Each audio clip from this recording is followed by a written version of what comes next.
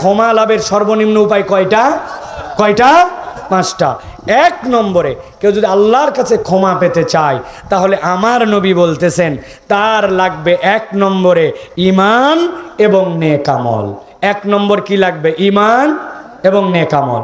আল্লাহ বলছেন ওয়াদাল্লাহুল লাযীনা আমানু ওয়া আমিলুস সলিহাত মিনহুম মাগফিরাতাও ওয়া আজরান আযীমা। আল্লাহ ওয়াদা করতেছেন তাদের সাথে যারা ঈমান আনে আর নেক আমল করে। আল্লাহ বলতেছেন তোমার আর কিচ্ছু করা লাগবে না। ঈমানের সাথে যদি নেক আমল করো, তোমার টোটাপাটা যত ভুল হোক না কেন, আল্লাহ অটো ডিলিটের মতো অটোমেটিক তোমার গুনাহ মাফ করে দিবেন। কিন্তু এই জায়গায় বড় একটা জিজ্ঞাসা আছে। জিজ্ঞাসা হচ্ছে ঈমান তো কিছুটা বুঝি, কিন্তু নেক আমল মানে কি? আমাদের মধ্যে অনেকের ধারণা নেক আমল মানে নামাজ, নেক আমল মানে রোজা, নেক আমল মানে হজ, নেক আমল মানে ওমরা। আমি আপনার কাছে বলে দিতে চাই নামাজ, রোজা, হজ, যাকাত নেক আমল, কিন্তু এইগুলাই একমাত্র নেক আমল নয়। কেননা নামাজ, রোজা, হজ, যাকাত আপনার না থাকলে ইসলাম নামক স্কুলে আপনার নাম থাকে না। 33 না পালে পাশই করে না। তাহলে নামাজ, রোজা, হজ, যাকাত ইসলামের স্কুলে 33, তো আপনি 33 না থাকলে তো আপনার কিছুই নাই। কথা ঠিক কিনা? তাহলে আপনার কাছে আমি বলতে চাই আল্লাহ নিশ্চয়ই এই জায়গায় ইন্নাল্লাযীনা আমানু ওয়া আমিলুস সলিহাত দ্বারা আলাদা কিছু বুঝাইছেন। আপনার নামাজ রোজা লাগবেই, কিন্তু ইমানদারকে টার্গেট করতে হবে তার জীবনে কিছু এক্সট্রা নেক আমল তার জীবনে থাকা লাগবে। মুরব্বি হয়ে গেছে, অবসর নাকি ওনার অনেক, মসজিদের মধ্যে ঢোকে কিন্তু দুখুলুল মসজিদ 2 রাকাত নামাজ পড়ে না, অজু করে তাহিয়াতুল মসজিদের নামাজটুকু পড়ে না, অথচ এই 2টা নামাজের গুরুত্ব অনেক। আপনি যুবক মসজিদে যান, কিন্তু মসজিদের মুয়াজ্জিন খাদেম মসজিদ পরিষ্কার করে। কোনো একটা বুধবারে 10টা বন্ধু মিলে মসজিদটা সাফ করছেন, অজুখানাটা পরিষ্কার করে দিয়েছেন, মসজিদের যতগুলা যায় নামাজ আছে পুকুরের মধ্যে নামায়া ধুয়ে দিয়েছেন, মসজিদের যেইগুলা বাথরুমগুলা ময়লা ছিল বাড়ির থেকে, এই বাড়ির থেকে ব্রাশ, ওই বাড়ির থেকে হারপিক, ওই বাড়ির থেকে ঝাঁটা, এইগুলা নিয়ে মসজিদটা সাফ করে দিয়েছেন। আপনি নামাজ, রোজা, হজ, যাকাত করেন, কিন্তু এই যে অতিরিক্ত কাজটুকু করেছেন আল্লাহর কাছে এটা নেক আমল হিসাবে বিবেচিত হবে। আর আল্লাহ রব্বুল আলামিন এই আমলকে এত পছন্দ করেন, এই ওসিলায় রব্বুল আলামিন অটোমেটিক আপনার সগীরা গুনাহ মাফ করে দিবেন।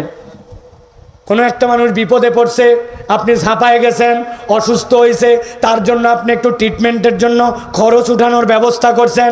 নামাজ রোজা লাগবেই, কিন্তু সাথে সাথে বান্দা যখন এই সকল অতিরিক্ত নফল কাজগুলা করতে শুরু করে রব্বুল আমিন এত খুশি হন।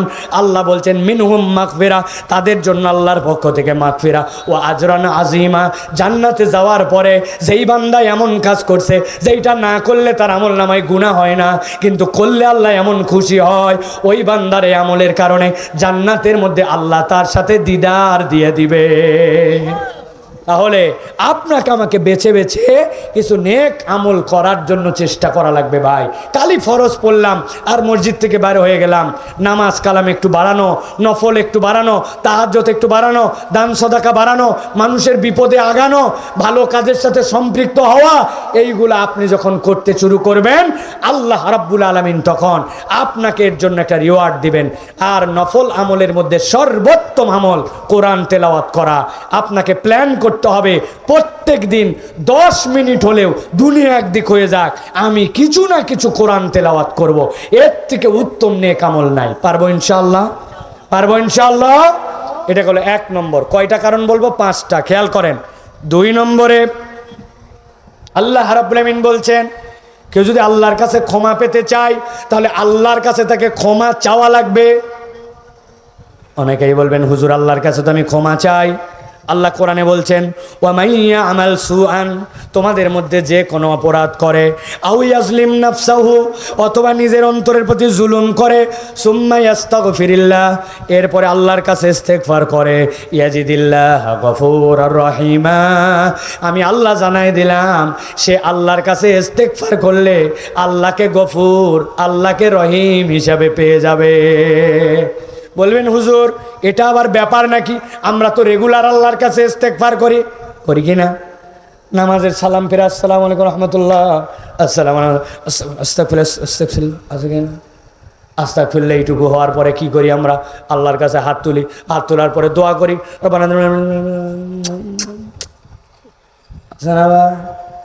মসজিদের ইমাম সাহেব তো আস্তে ধীরে করে একটু, যখন ব্যক্তিগত নামাজ কি বলছেন আপনি? রব্বানা আতিনা ফিদ দুনিয়া হাসানা রব্বানা যালামনা আনফুসানা ইল্লাম তাগফির লানা। আল্লাহ আমার গুনাহ খাতার শেষ নাই, তুমি আমার গুনাহ খাতা মাফ করে দাও, দুনিয়ায় দাও আখিরাতে দাও, এটাই তো বলছেন। কিন্তু বলার ধরনটা কি? আমি অনেক সময় বলি আল্লাহর কাছে ইস্তেগফার চাওয়াটা অনেক সময় স্বয়ং একটা বেয়াদবি হয়, ঠিক না? না বুঝে বলছেন ঠিক। এক লোক বয়স হয়ে গেছে, চেয়ারম্যান সাহেবের কাছে গেছে, ওর বয়স্ক ভাতা দরকার, 70 বছরের উপরে হলে বয়স্ক ভাতা। চেয়ারম্যান সাহেবের কাছে গেছে, চেয়ারম্যানের যেই সচিব বলছে পরে ঢুকেন, লোক আছে ভিতরে। যখন সিরিয়াল আসছে চেয়ারম্যানের কাছে বলছে যান আব্দুল গফুর চাচা আপনি যান। চেয়ারম্যানের কাছে কি বলবেন বলেন। উনি চেয়ারম্যানের কাছে গেছে, ঢুকেই বলতেছে আসসালামু আলাইকুম চেয়ারম্যান সাহেব, আমি আপনার কাছে আসছি, বয়স হয়ে গেছে, আমার কিন্তু বয়স্ক ভাতা দরকার, মেহরবানি করে 2 দিনের মধ্যে আমার বয়স্ক ভাতার ব্যবস্থা করে দেবেন। গেলাম, আসসালামু আলাইকুম। চেয়ারম্যান বলছে ব্যাককলটা কোত্থেকে আসছিল, ধর তো ধর। কি বললো রে? আদব নাই, লেহাজ নাই, ভর ভর করে বলে চলে গেল। কথা বলেন ঠিক না? আর আপনি যদি এমপি সাহেবের কাছে যান, আর আপনার ছেলের একটা চাকরি দরকার, এখন এমপি সাহেবের সিরিয়ালই পাওয়া যায় না, তারপরে কোনো রকম গেছেন, যাই এমপির সাথে ঢোকার পরে বলতেছেন এমপি সাহেব আসসালামু আলাইকুম, আমার ছেলে কিন্তু অনার্স মাস্টার্স ভালো রেজাল্ট করছে, ওর একটা চাকরির দরকার, আমি কিন্তু আপনাকে ভোট দিয়েছিলাম, মেহরবানি করে দ্রুত চাকরির ব্যবস্থা করবে। গেলাম, আসলাম। এমপি বলবে ধর ধর। কথা ঠিক না? অত দূর বাদ দেন, হেফজোখানার মাদ্রাসার ওস্তাদ, আপনার বাড়ির কাছের স্কুলের টিচার, ওই ছেলের একটা ছুটি দরকার। এখন ওস্তাদের কাছে যাই যদি বলে ওস্তাদ আসসালামু আলাইকুম আমার ছুটি দরকার, মেহরবানি করে আমার ছুটি দিবেন, গেলাম, বলবে আগে লাঠি আন, ওর পাছাটা আগে লাল করে দেয়। কথা বলেন। বুঝানোর জন্য বললাম, আপনার এক ছোট্ট ওস্তাদ বাচ্চার বেয়াদবি নিতে পারে না, চেয়ারম্যান বলে আদব নাই, এমপি সাহেব বলে ধরে বাইন্ধে ফেলা, এইসব বেয়াদবের বেয়াদব কেমনে আবেদন করা লাগে, আপনি এইগুলা নিতে পারেন না। কিন্তু আমার জীবনের সব অপরাধ, সব ক্ষমা আল্লাহর কাছে নেওয়ার জন্য হাত তুলেছি, অথচ আল্লাহর কাছে এমন বেয়াদবের মতো বলি রব্বানা, আল্লাহ রাব্বুল আলামিন দয়ামন বলে বাঁচান, তাছাড়া তো থাপড়ায় আমাদের গালগুলা ব্যাখ্যা করে দেওয়ার কথা ছিল, ঠিক না? এই জন্য আমি আপনার কাছে বলতেছি আল্লাহর কাছে ক্ষমা চাইতে হবে, কিন্তু চাওয়ার মতো আল্লাহর কাছে ক্ষমা চাওয়া লাগবে। হুজুর দেখছে সাথে সাথে বলছে হুজুর আমার জন্য দোয়া করবেন, বাচ্চার জন্য দোয়া করবেন, ব্যবসার জন্য দোয়া করবেন। হুজুর কি কন্ট্রাক্টর নাকি? আপনি কেন আল্লাহর কাছে একদিন আধা ঘন্টা দোয়া করলেন না? আপনার বাচ্চার জন্য কেন সিজদায় পড়ে গেলেন না তাহাজ্জুদের সময়? চোখগুলা বের হয়ে যাওয়ার জোগাড়। আল্লাহ আমার ছেলেকে ইমাম নববী বানাও, আল্লাহ আমার ছেলেকে ইমাম আবু হানিফার মতো বানাও, ইমাম বুখারীর মতো বানাও, ইমাম গাজ্জালির মতো বানাও, আল্লাহ শাহজালালের মতো তাকে শক্তি সাহস দাও। কেন দিবেন আল্লাহ? আপনি সিজদায় চলে গেছেন, এক সিজদা 10 মিনিট 15 মিনিট, আল্লাহর কাছ থেকে আপনার জন্য রিজিক, আপনার জন্য সুস্থতা, আপনার জন্য আল্লাহর কাছে দাবি নিচ্ছেন, আল্লাহর কাছে আপনার জন্য ক্ষমা চাচ্ছেন। বুকে হাত দিয়া হাত তুলে একজন বলেন বিগত 7 দিনে আমি এমন একটা সিজদা দিয়েছিলাম, এক সিজদা 10 মিনিট ছিল, 15 মিনিট ছিল, আছে? হাত তুলে আল্লাহর কাছে দোয়া করছিলাম আধা ঘন্টা, আছে? নাই। কেমনে আল্লাহর কাছে তাহলে আমরা চাচ্ছি? অতএব আল্লাহ বলছেন আল্লাহর কাছে যদি পেতে চাও তাহলে আল্লাহর কাছে ক্ষমা চাওয়া লাগবে, বেয়াদবের মতো নয়, আদবওয়ালার মতো, ঠিক কিনা? এটা 2 নম্বর। 3 নম্বরে আল্লাহ বলতেছেন আল্লাহর কাছে যদি ক্ষমা পেতে চাও তাহলে তওবা লাগবে। কি বলছি? বলে হুজুর ইস্তেগফার আর তওবার পার্থক্য কি? বিরাট পার্থক্য আছে। তওবার ভিতরে ইস্তেগফার আছে, ইস্তেগফারের ভিতরে তওবা নাই। আল্লাহ বলছেন দুনিয়ার মানুষকে নবী দায়িত্ব দিলাম, তুবু ইলাল্লাহি তাওবাতান নাসুহা, আল্লাহর কাছে তওবা করো, তওবাই নাসুহা করো। মুফাসসিররা ব্যাখ্যা করছেন নাসুহা মানে জানো নাকি? নাসুহা কোনো মহিলার নাম নয়। নাসুহা মানে হচ্ছে 2টা, হয় এই শব্দটা নাসাহাতুন থেকে আসছে অথবা নাসাহাতুন থেকে আসছে। যদি নাসাহাতুন হয় তাহলে এর মানে হবে বান্দা আল্লাহর থেকে দূরে সরে গিয়েছিল, আবার আল্লাহর কাছে ফেরত আসবে, তার মানে হচ্ছে নাসাহা। ওই বান্দা অপরাধ করে গুনাহ করে ওই বান্দা রবের থেকে দূরে গেছে, আল্লাহর কাছে তওবা করে আবার ফেরত আসছে, আল্লাহ আগে ভুল করছি, সামনে করব না, তোমার কাছে ক্ষমা চেয়ে তোমার কাছে আসলাম, তোমার গোলাম হলাম। এইটা হচ্ছে নাসাহা। আর শব্দটা যদি নাসাহাতুন থেকে আসে তাহলে তার মানে হচ্ছে জোড়া লাগানো, মা বোনেরা দেখবেন বাচ্চা যখন হয় তার আগে আগে কাঁথা সেলাই করে। আপনার পুরাতন লুঙ্গি, উনার পুরাতন শাড়ি, বাড়ির পুরাতন চাদর, টান দিলে পুরাতন চাদর ছিঁড়ে যাবে, লুঙ্গি ছিঁড়ে যাবে, শাড়ি ছিঁড়ে যাবে, কিন্তু তিনটাকে ভাগ মতো ফেলে লম্বা লম্বা ফোঁড় দিয়া আগে জোড়া দিয়া ছোট ছোট করে সেলাই করে এমন কাঁথা বানাইছে পচা কাপড় দিয়া, ওই বাচ্চা 6 মাস পেশাব করে তাও কাঁথা ছিঁড়ে না, ঠিক কিনা? আল্লাহ বলতেছেন তুবু ইলাল্লাহি তাওবাতান নাসুহা, আল্লাহর কাছে ফেরত আসো, আসার মতো আসো। একবার যদি ভাঙা সম্পর্ক জোড়া লাগাও, আল্লাহ বলছেন ওয়া হুয়াল্লাযী ইয়াকবালুত তাওবাতা আন ইবাদিহি ওয়া ইয়াফু আনিস সাইয়্যাত ওয়া ইয়ালামু মা তাফআলুন। আল্লাহ বলছেন যে আল্লাহর কাছে ফেরত আসে, তিনি আল্লাহ সব তোমার অপরাধ জানেন, কিন্তু আল্লাহর কাছে ফেরত আসলে আল্লাহ বান্দার তওবা কবুল করে নেন। সুবহানাল্লাহ। তাহলে তওবা করে ফেরত আসতে হবে, এটা 3 নম্বর। 4 নম্বরে তাকওয়া অর্জন করা। আল্লাহ ভীতি যার অন্তরে নাই, বাকি সব ফাঁপড়, তার কোনোটার দাম নাই। ইন্না আকরামাকুম ইনদাল্লাহি আতকাকুম, অন্তরে আল্লাহর ভয় আছে মানে ওইটা আল্লাহর বান্দা, বাকি সব ভোগাস। আপনি রোজার মধ্যে পুকুরের মধ্যে ডুব দিয়ে পানি খাইছেন, কেন খাননি? আল্লাহ দেখে। বাথরুমের মধ্যে ঢুকে আপনার নাকের উপর দিয়ে পানি দিয়ে মগ ঢালছেন, 2 ঢোক যদি মারতেন আস্তে করে কেউ দেখতো না, কিন্তু আপনি খান নাই, কারণ কি? আল্লাহ দেখে। ওইটার নাম তাকওয়া। যেই আল্লাহ খাওয়া দেখে, যে আল্লাহ পানাহার দেখে ভয় করে খান নাই। আপনার কানে কি শুনতেছেন আল্লাহ শোনে, চোখে কি দেখতেছেন আল্লাহ দেখে, মুখ দিয়ে গালি দিচ্ছেন না মিথ্যা কথা বলতেছেন আল্লাহ দেখে। হিসাব করে করে যখন বান্দার সামনে আগাবে, আল্লাহ বলছেন ওই বান্দার যত অপরাধ হোক, সে আল্লাহকে ভয় করে চলতেছে, তারপরে অপরাধ মাঝে মাঝে হয়ে যায়, ক্ষমা চাওয়া লাগবে না, তাকওয়ার পথে আসার কারণে অটোমেটিক আল্লাহ বান্দা মাফ করে দিবে। সুবহানাল্লাহ। অতএব প্রিয় ভাইয়েরা, তাকওয়া অর্জন করা লাগবে। সর্বশেষ যেটা বলবো প্রিয় ভাইয়েরা, সেটা হচ্ছে আল্লাহর কাছে ক্ষমা পাইতে চাইলে দান খয়রাত করা লাগবে। কি করা লাগবে? আল্লাহ বলছেন ওয়া মিম্মা রাযাকনাহুম ইউনফিকুন, আমার কতকগুলা বান্দা আছে মিম্মা, যাদেরকে আমি আল্লাহ রাযাকনা, আমি আল্লাহ রিজিক দিয়েছি, হুম, তাদেরকে ইউনফিকুন, সেখান থেকে তারা খরচ করে। আমরা আমাদের সম্পদকে মনে করছি আমাদের সম্পদ, আমাদের কামাই, আমার কামাই থেকে আমি দিব না। একটা কামাইও আপনার আমার কামাই নয়।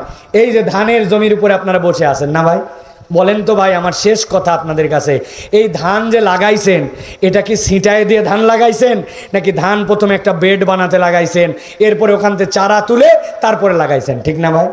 যখন ধানের বেডটা রেডি করেন, ঠান্ডা মাথায় ভাবেন, নরম করে মাটি বানাইছেন, আগের রাত্রে ভালো বীজ ভিজায় রাখছিলেন, পরের দিন ছিটায় দিছেন, জিজ্ঞাসা করবো, উত্তর দেন, ওই ধানের যে দিক সেদিক থেকেই কুশি, আর যে দিক সেদিক থেকেই শিকড় বাড়ায়, না শিকড়ের দিক আলাদা, কুশির দিক আলাদা?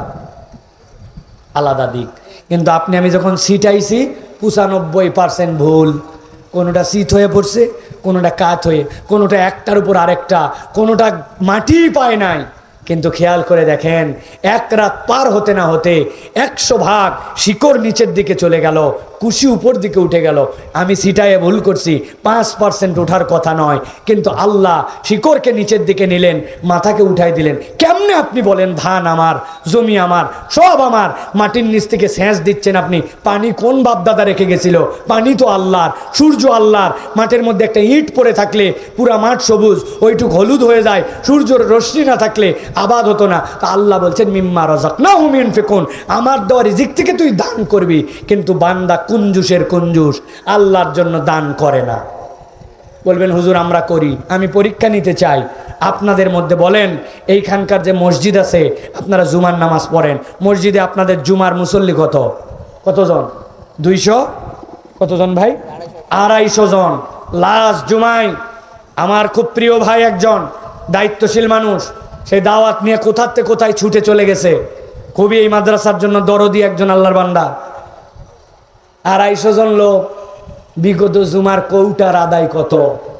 কৌটা সামনে দিছে, 4G বেগে কৌটা সামনে চলে গেছে। আপনার 250 লোক 20 টাকা করে দিলে আপনার 5000 টাকা হওয়ার কথা, যাই দেখবেন 500 টাকা আদায় হয় নাই। কিপটার কিপটা, হার কিপটা, আল্লাহর ঘরে 20 টাকা জুম্মার দিনে দেয় না। এরকম মুসল্লি আছে কিনা? চায়ের দোকানে গেছে, 2 বন্ধু মিলে চা খেলে 15 টাকা চলে যায়। এক দোস্ত আরেক দোস্তকে চায়ের বিল দেওয়ার সময় বলছে তুই দিবি না, বলে তুই আমার এলাকায় আসছিস, তুই দিবি না, তুই দিবি না, তুই দিবি না, ধাক্কা ধাক্কি লাগায়, আছে না? এক পান খাইলে 60 টাকা যায়, চা খাইলে 5 টাকা যায়, বিস্কুট ডুবালে 5 টাকা যায়, এক জামা আয়রন করতে আপনার 8 টাকা যায়, ক্যালেন্ডার করতে 8 টাকা যায়। সপ্তাহে আপনি কত টাকা এলোমেলো করলেন। আর আল্লাহর ঘরে জুমার দিনে 20 টাকা দেয় না। মুরব্বী বলে আমি অবসরপ্রাপ্ত, আমার কামাই নাই, ছেলে বলে আমি ছাত্র, বাচ্চা বলে আমি শিশু, ওই আইসক্রিম খায়, ও বিভিন্ন ধরনের মজো খায়, বিভিন্ন ধরনের ড্রিঙ্কস খায়, সপ্তাহে বাপের থেকে নিয়ে 50-60 টাকা খরচ করে ফেলে, অথচ আল্লাহর ঘরে টাকা দেয় না। কথা কি বাড়ায় বলতেছি ভাই?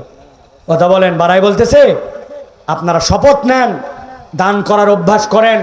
আপনারা মসজিদে অন্তত পক্ষে আগামী জুমা থেকে নিম্নে 20 টাকা দিবেন। কারা কারা আছেন হাত তোলেন। নিম্নে দিতে হবে আপনাকে, ফকির হয়ে যাবেন 20 টাকা দিলে। টাকা বাড়ায় না কেন আপনার পকেট থেকে? আল্লাহ আমাদেরকে কবুল করবেন, আল্লাহুম্মা আমিন। প্রিয় ভাইয়েরা, আর আমি 2 পর্বে যে কথাগুলি বললাম, ক্ষমা লাভের এই উপায়গুলো অবলম্বন করতে হবে। আল্লাহ রাস্তায় দান সদাকা, আল্লাহ ভীতি, তওবা, আল্লাহর কাছে ক্ষমা চাওয়া, ঈমান এবং নেক আমল মজবুত করা। আর সমাজ পরিবর্তন করতে চাইলে ইনস্টল করতে হবে নিজের মধ্যে কোরআন। আল্লাহ আমাদেরকে তৌফিক দান করুন, আল্লাহুম্মা আমিন। আল্লাহ আমাদের আশা বসাকে কবুল করুন, আল্লাহুম্মা আমিন।